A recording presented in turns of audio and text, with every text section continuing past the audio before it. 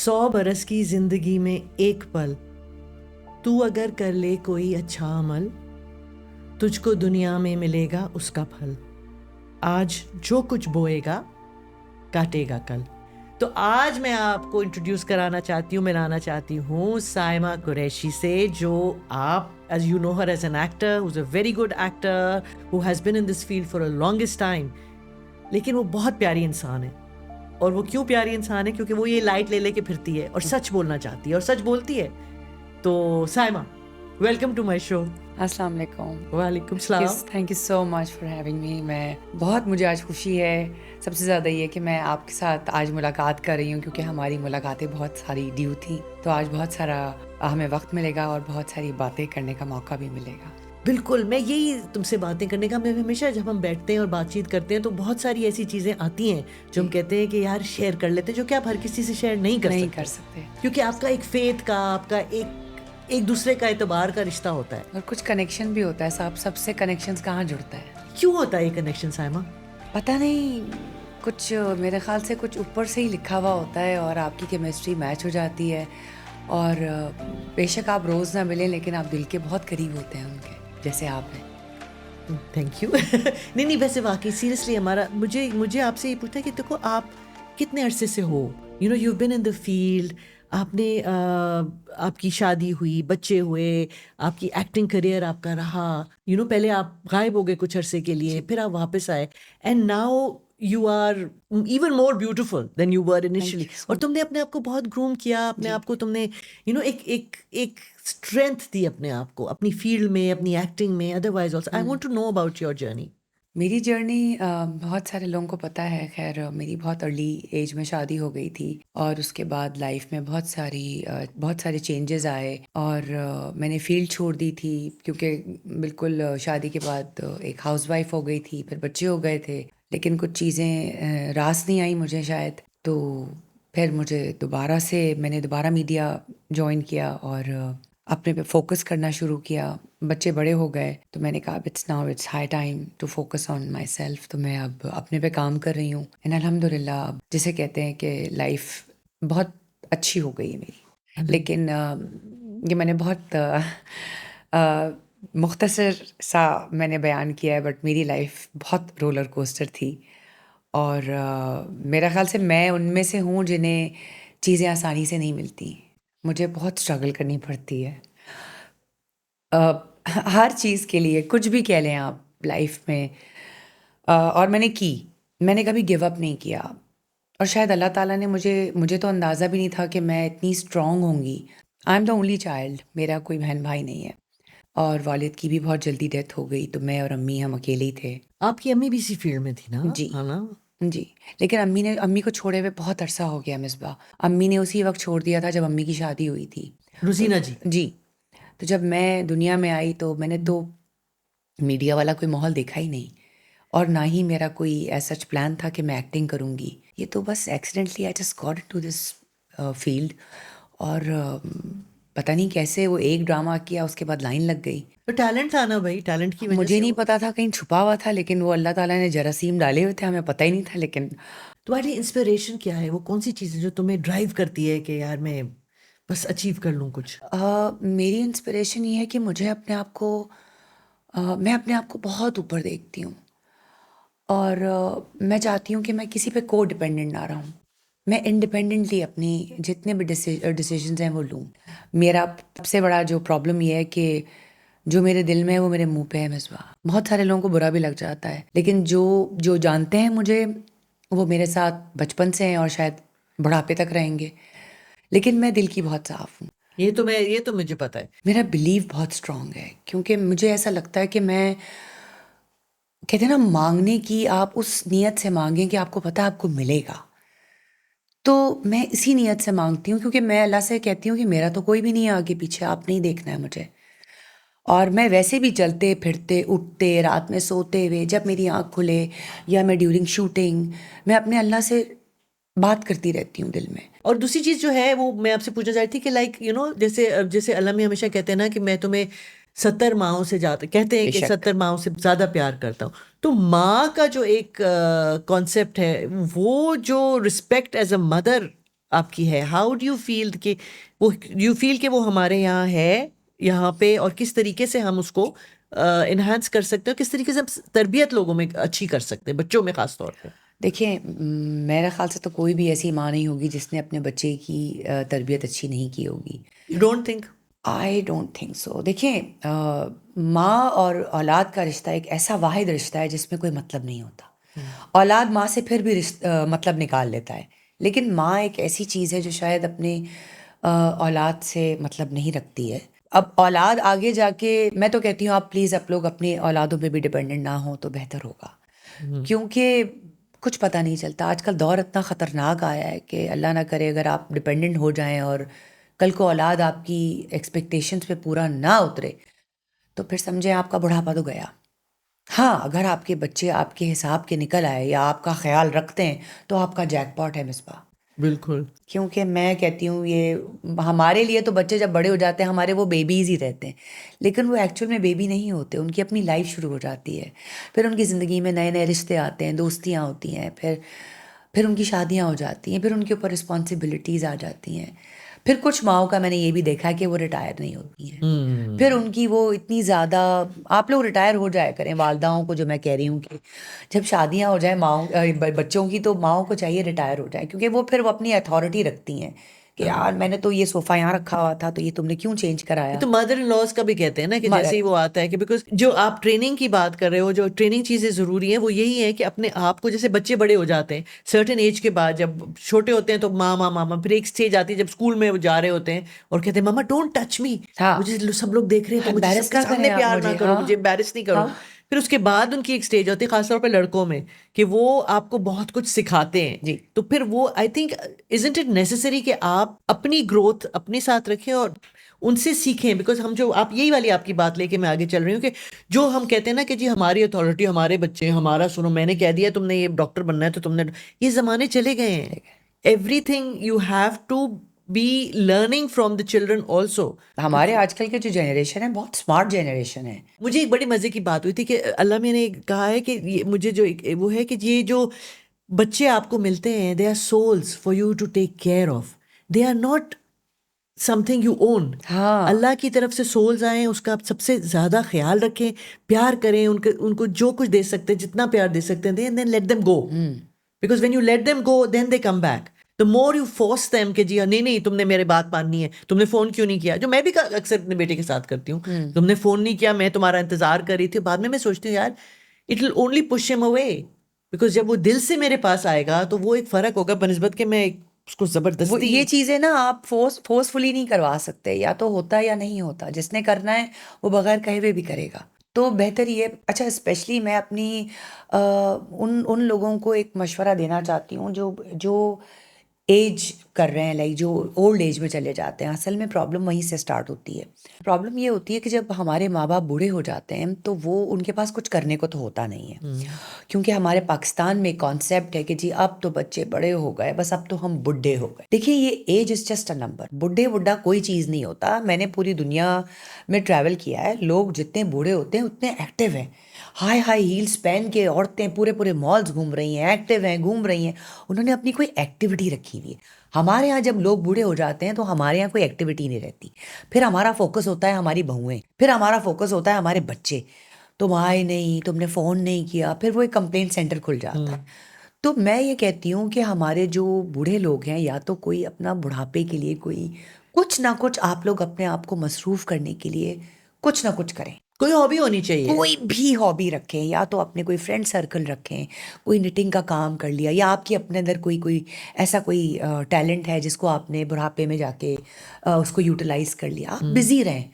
देखिए, वही वाली बात है कि आप जब, हम जैसे लोग भी, जब मैं भी फारिग होती हूँ तो मैं फजूल बातें, नौकरों पे अपना गुस्सा निकालना, तो ये बहुत सारी चीज़ों का मिक्सचर बन के सामने आता है। तो हमें इस चीज़ पे काम करना चाहिए। बिकॉज हम लोग बेसिकली देखो ना, रिलीजन पे भी हम नमाज पे भी करते हैं, रोज़े भी रखते हैं, हम बाकी लेकिन जो चीज़ें हैं वो हम फॉलो नहीं करते हैं। लाइक गिविंग का जो एक कॉन्सेप्ट है, वही आपकी बात से मैं कहती हूँ, जो गिविंग का कॉन्सेप्ट है कि जी आप सर्टन एक तो एज पे आते हैं तो इट्स टाइम जो आपने सारी ज़िंदगी के एक्सपीरियंसेस बनाए, चाहे आप घर में बैठ के बनाए, चाहे आपने दूसरों के बच्चों को पढ़ा के बनाए, जो भी बनाए, so it's time that you give back. तो वो जब आप गिव बैक का जब आपका कॉन्सेप्ट आता है तो आपका माशरा बेहतर होता है। ये वो पास केयर आपकी हमेशा याद रहती है, चाहे आप कहीं भी हो, किसी भी शोबे में हो।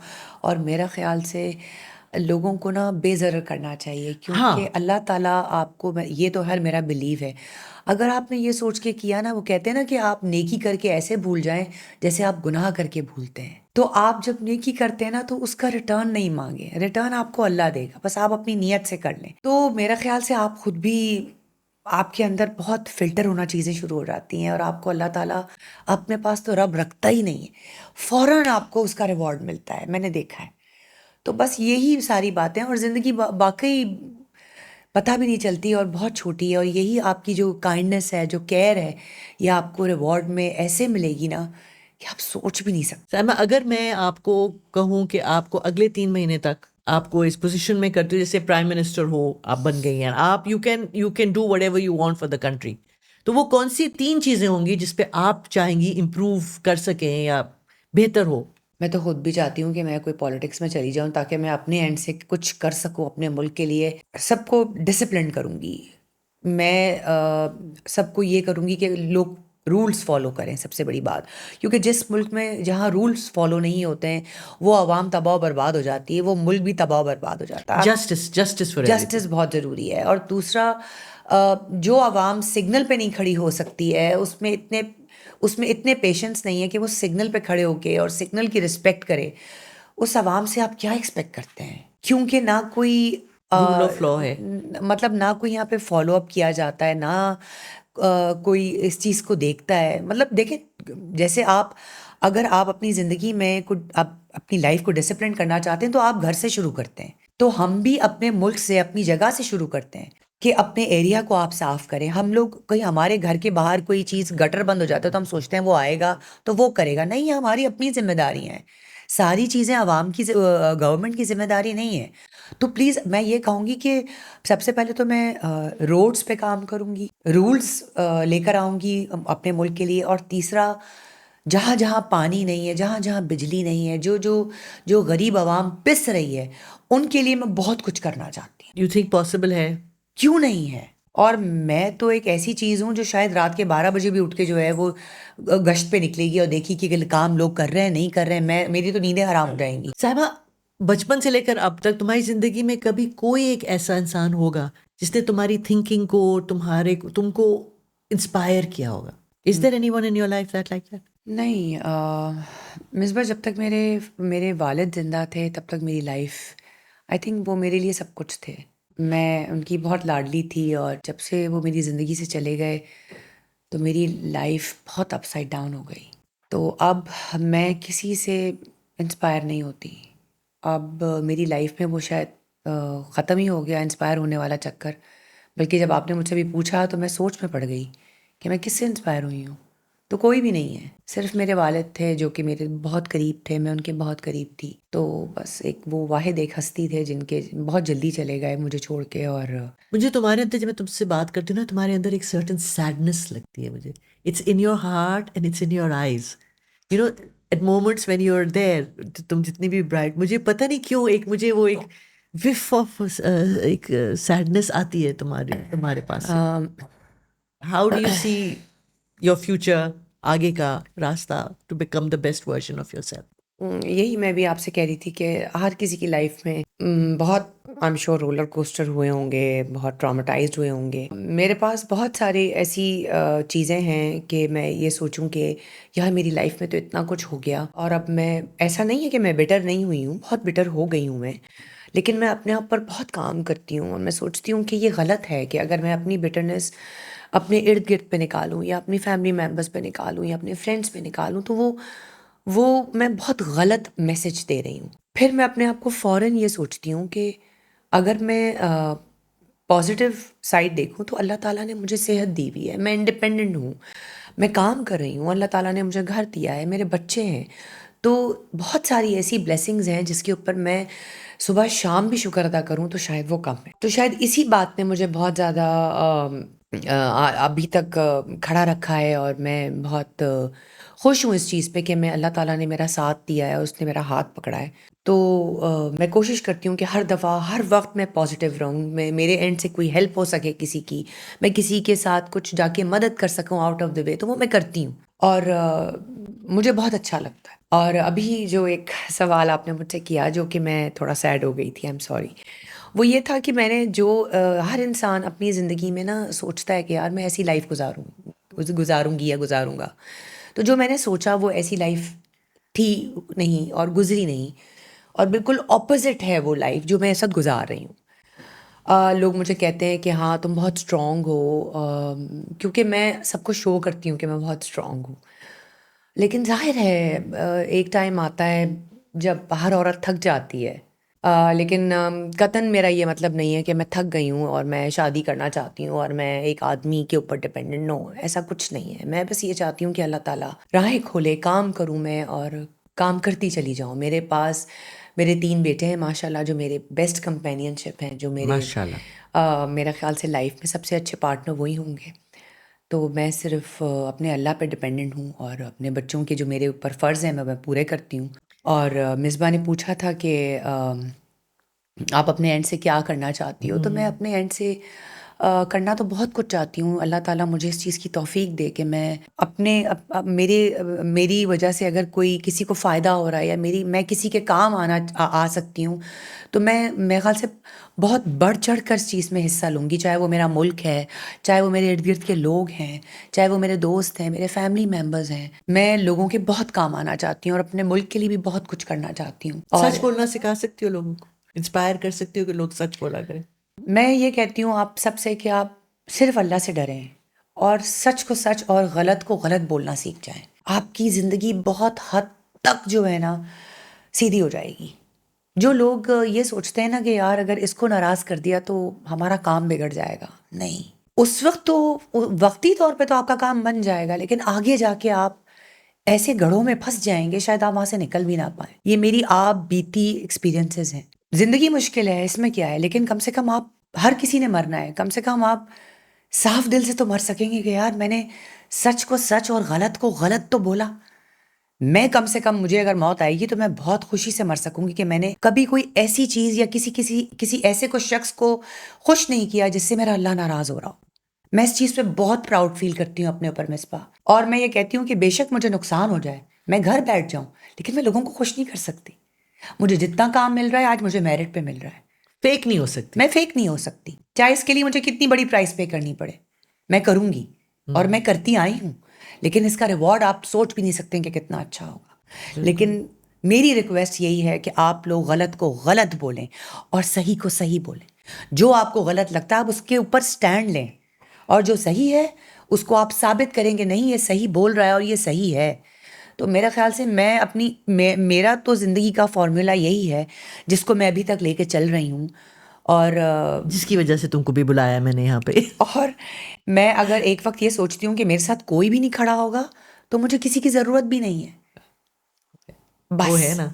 मुझे मेरा अल्लाह चाहिए। अगर मुझे ऐसा लगता है कि यार मैं अगर इसको नाराज़ कर दूंगी तो ये तो मेरे साथ से हट जाएगा और मैं अकेली खड़ी रहूँगी, मैं अकेली वन मैन आर्मी हूँ, वन वुमन आर्मी, मुझे किसी की ज़रूरत नहीं है। अल्हम्दुलिल्लाह मैं अल्हम्दुलिल्लाह। इतनी स्ट्रांग हूँ और मेरा दिल इतना साफ़ है कि मैं जब सजदे में जाती हूँ तो मुझे ये पता होता है कि मैं अल्लाह ताला सच को सच और गलत को गलत कहती हूँ, और ये इसकी ताकत आपने मुझे दी है। बस अल्लाह करे कि यही ताकत और लोगों में भी जाए और लोग सच बोलना शुरू करें और सीखें कि जो सच है वो सच है और जो हाँ, गलत है वो गलत है, उसके साथ ना खड़े हो, सच के साथ बिल्कुल। हमेशा खड़े हो। यही आगे जाने का भी वही रहता है। मेरे ख्याल से अल्लाह में कभी कभी हमें ऐसी सिचुएशंस में डालते हैं कि हमारा मकसद होता है कि वो सिचुएशन हमें डील करके, चाहे वो डिफ़िकल्ट हस्बैंड्स हों, चाहे वो डिफ़िकल्ट फैमिलीज़ हों, चाहे वो हो, लेकिन उसकी वजह से ना वो आगे चीज़ निकलती है। बिल्कुल। तो आप उससे सीख के you become a better version of yourself, कि जब तक आप अपना वर्जन बेहतर नहीं करेंगे, अपने आप को अपना बेस्ट नहीं बनाएंगे, तब तक आप वहीं फंसे रहेंगे उसी नीचे नीचे के उसमें। और अपने सोल को साफ और रखें। मैं आई एम श्योर कि जो लोग इस तरह से करते हैं वो बहुत बेचैन रहते हैं। आपकी बेचैनियां खत्म हो जाएंगी, हाँ, आपको सुकून की नींद आएगी, ये मैं आपको बता रही हूँ। बिल्कुल। वक्ती तौर पे तो आपने कर दिया उसको खुश, लेकिन आप खुद नाखुश हो जाएंगे। तो बेहतर ये आप अपने आप को खुश करें, अपने अल्लाह को खुश करें। ये इंसान इंसान तो खुद अल्लाह का मोहताज है, हमारी कोई औकात नहीं है। तो जो सच है उसके ऊपर खड़े रहें, अल्लाह ताला आपका बहुत साथ देगा। बिल्कुल, बेशक। एक छोटी सी चीज़ है, मैं चाहूँगी आप ये ज़रा पढ़ो, ये आपके लिए है।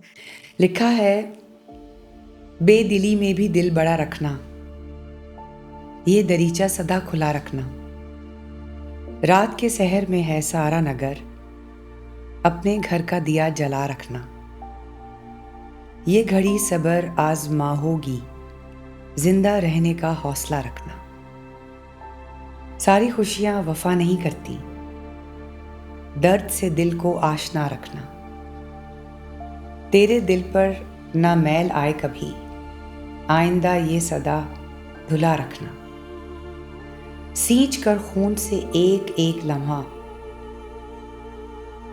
पेड़ पतझड़ में भी हरा रखना, फल कभी तो खिलाएगी ये हवा, अपनी नीयत का आसरा रखना। वाह, क्या बात है। इस सरमत से भाई साहब ने लिखा था, अपनी बहन मजा आ के गया लिए। मुझे पढ़ के। बस यही मैसेज हम आपको देना चाहते हैं। यही मैसेज है कि जी सच बोलें, दिल साफ रखें, अपनी रूह साफ रखें, बिल्कुल। क्योंकि आगे जाना है। ये दुनिया जो है वो सिर्फ थोड़े दिनों के लिए है। हमने देखा है जिस दिन हम इस दुनिया में पैदा होते हैं, आते हैं, हमें जाने का सफ़र हमारा टिक टिक टिक टिक टिक टिक शुरू हो जाता है। तो इस टिक टिक टिक टिक को याद रखें। और ये नहीं कहते फरिश्ते नहीं हैं हम लोग, बहुत सारे बुरे काम करते हैं बिल्कुल, लेकिन कोशिश ये रखें कि आपका जो रूट है, जो आपका जो लाइट है, जो आपका सफ़र है, वो अल्लाह मियाँ की तरफ जो जाए वो साफ़ सुथरा जाए। आपका सोल जितना साफ़ होगा उतना लाइट होगा। तो बस हमें भी बहुत दुआओं की ज़रूरत होती है हर वक्त, बिल्कुल सही कि बात है। दुआएं हों। और हमारे मुल्क के लिए भी हम ये दुआ करते हैं कि मुल्क भी हमारा जो है ना वो बिल्कुल माँ की तरह हो और साफ़ सुथरा, दुआओं से भरपूर हो। और अगर हम इस छोटी सी कंट्रीब्यूशन कर सकते हैं तो this is our contribution. And इंशाल्लाह next time we will meet somebody as beautiful, as loving and as lovely as Saima Qureshi.